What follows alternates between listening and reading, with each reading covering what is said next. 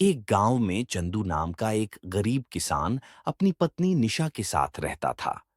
चंदू भले ही गरीब था, पर वह बहुत ही चतुर और मेहनती था। चंदू अपनी खेती के जरिए ही अपने घर का खर्च चलाता था। सुनिए जी, आखिर हम कब तक इस टूटे फूटे घर में रहते रहेंगे? कुछ दिन बाद बारिश का महीना भी आ जाएगा और आपको तो पता ही है कि उन दिनों कितनी तकलीफ होती है। मैं तो अब इस घर से तंग आ चुकी हूँ। थोड़ा धैर्य रखो निशा। यदि ईश्वर ने चाहा तो बहुत जल्द हमारी यह समस्या दूर हो जाएगी। वैसे भी ईश्वर की मर्जी के बिना एक पत्ता भी नहीं हिलता। आपकी यह बात सुन सुनकर अब तो मैं बूढ़ी हो जाऊंगी। वह ईश्वर ही जाने कब हमारे दुख के दिन दूर होंगे। वैसे आप अपने मित्र भोला से सहायता क्यों नहीं लेते?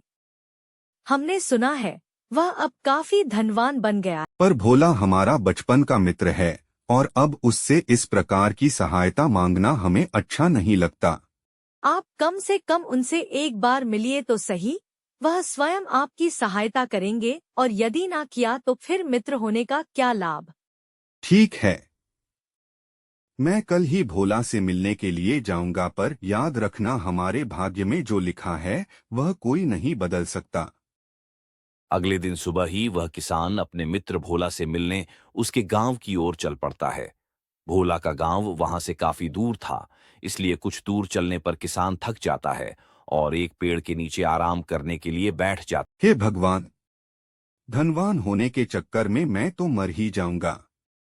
इतना चलने से अच्छा तो गरीब होना ही ठीक है। किसान उस पेड़ के नीचे बैठकर ऐसा सोच ही रहा होता है कि तभी उसकी नजर एक हरे रंग की सुंदर चिड़िया पर पड़ती है, जो जमीन पर घायल होकर गिरी पड़ी होती। अरे अरे, यह तो एक घायल चिड़िया है। मुझे इसकी मदद करनी चाहिए। ऐसा बोलकर किसान उस घायल चिड़िया के पास जाता है और उसके घाव पर कुछ जड़ी बूटी लगाता है। इसके कुछ ही देर बाद वह चिड़िया बिल्कुल ठीक हो जाती है और उस किसान से कहती है। आपका बहुत बहुत धन्यवाद किसान जी। आपने मेरी जान बचाकर मेरे ऊपर बहुत बड़ा एहसान किया है। आप बताओ इसके बदले में आपकी क्या सहायता करूं? कोई बात नहीं चिड़िया रानी, यह तो मेरा कर्तव्य था। यदि मैं तुम्हारी सहायता ना करता तो वह ईश्वर मुझे कभी माफ ना करता। आप बहुत अच्छे इंसान हैं, पर आप चिंतित भी लग रहे हैं। हाँ चिड़िया रानी, मैं चिंतित तो हूँ और मेरी चिंता का कारण मेरी गरीबी है। यह गरीबी बहुत रुलाती है चिड़िया रानी, बहुत रुलाती है। आपने बिल्कुल सही कहा किसान जी, पर दुख की बात है कि मैं चाहकर भी आपकी सहायता नहीं कर सकती। कोई बात नहीं चिड़िया रानी, अब तुम ठीक हो गई हो, इसलिए तुम अपने परिवार के पास जा सकती हो। दरअसल मुझे भी वही जाना है जहां आप जा रहे हैं, इसलिए मैं आपके साथ ही चलूं। अरे वाह, ये तो अच्छी बात है। तुम साथ चलोगी तो मंजिल तक भी पहुंच जाऊंगा और सफर का पता भी नहीं चलेगा। हाँ। ऐसा बोलकर वह किसान और चिड़िया फूलपुर की ओर चल पड़ते हैं। रास्ते में उन्हें एक गांव मिलता है, जहां वह चिड़िया कहती है। आप चलिए किसान जी, मुझे इस गांव में थोड़ा काम है। मैं आपसे आगे मिलती हूँ। ऐसा बोलकर वह चिड़िया उस गांव की ओर चली जाती है।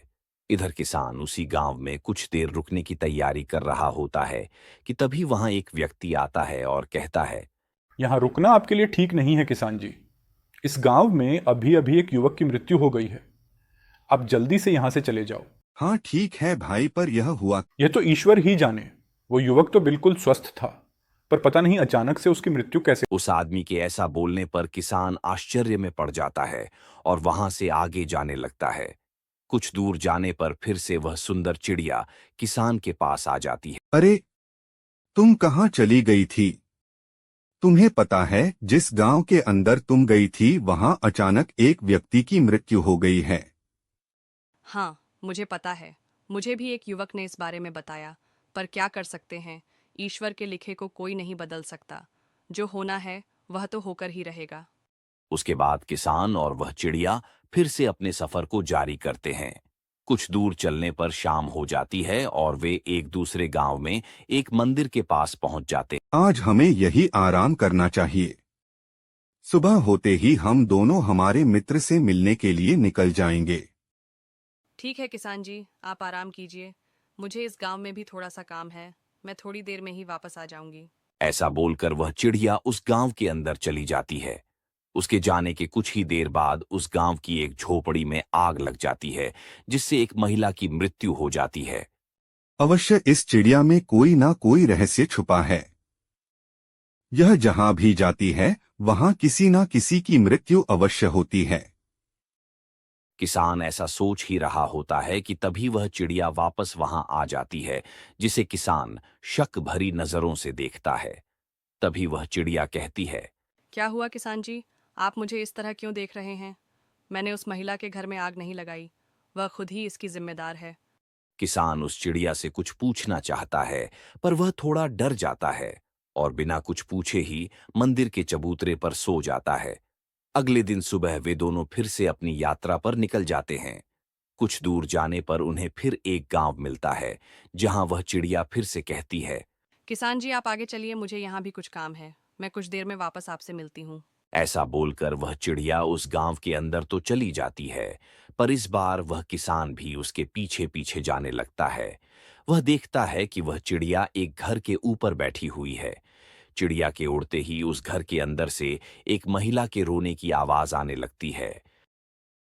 लोगों से पूछने पर किसान को पता चलता है कि उस घर से महिला के रोने की आवाज इसलिए आ रही थी क्योंकि उस घर में भी किसी की मृत्यु हुई। थोड़ी दूर जाने पर किसान को वो चिड़िया एक पेड़ के नीचे मिलती है।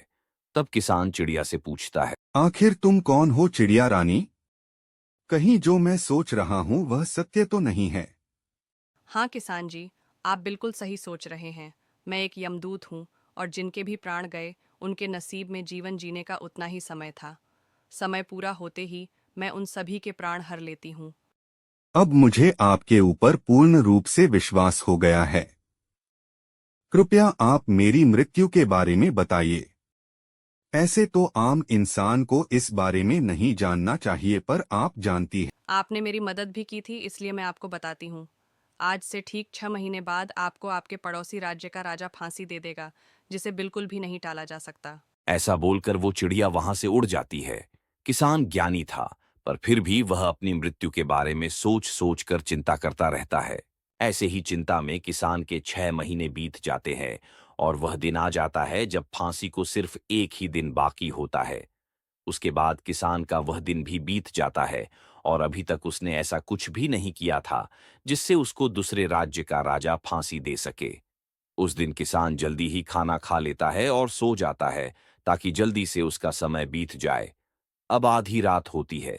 तब किसान अपने बिस्तर से उठता है और चलने लगता है, क्योंकि किसान को नींद में चलने की बीमारी थी जो खुद को भी पता नहीं थी। किसान रात में ही अपने राज्य की सीमा पार कर प्रतिबंधित क्षेत्र से होकर अपने पड़ोसी राज्य में प्रवेश कर जाता है। किसान का दुर्भाग्य था कि पड़ोसी देश का राजा भी उस समय मंत्री के साथ अपने राज्य की सुरक्षा व्यवस्था देखते हुए वहीं आ पहुंचा था। राजा उस किसान को देखकर बहुत ही गुस्सा होता है। मूर्ख किसान, तुमने प्रतिबंधित क्षेत्र से होकर हमारे राज्य में घुसने की हिम्मत कैसे की? हम तुम्हें अभी के अभी फांसी की सजा देते हैं। महाराज, मुझे माफ कर दीजिए।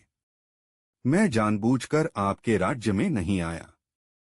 मुझसे अनजाने में बहुत बड़ी भूल हो गई। किसान के ऐसा बोलने पर राजा मंत्री से बात करता है तो उसका मंत्री कहता है कि हम इसके राज्य में सैनिक भेजकर इसके बारे में पता लगा सकते हैं। राजा द्वारा आज्ञा देते ही एक सैनिक किसान के राज्य में जाता है और इस बात की पुष्टि करता है और वापस अपने राज्य जाकर अपने राजा को यह बात बता देता है। हाँ भाई किसान, तुम सही कह रहे हो, पर हमने तुम्हें फांसी की सजा सुना दी है। इसलिए हम तुम्हें फांसी तो देंगे, पर एक पतले धागे से, जिससे हमारी आज्ञा की अवहेलना भी नहीं होगी और तुम्हारी जान भी बच जाएगी। उसके बाद उस किसान को एक पतले धागे से फांसी दी जाती है ताकि उसकी मृत्यु ना हो। पर जैसे ही उस किसान को पतले धागे से फांसी दी जाती है, उसके गले की नस कट जाती है और उसकी वहीं मृत्यु हो जाती है। इसीलिए कहते हैं दोस्तों, जो तकदीर में लिखा है उसे कोई भी नहीं बदल सकता। जो होने को है वो तो होकर ही रहेगा। इसलिए कभी भी घमंड ना करें और सभी के साथ मिलजुल कर रहें। उस ईश्वर ने हमें एक निश्चित समय दिया है, उस समय का सही उपयोग करें और जीवन का आनंद लें।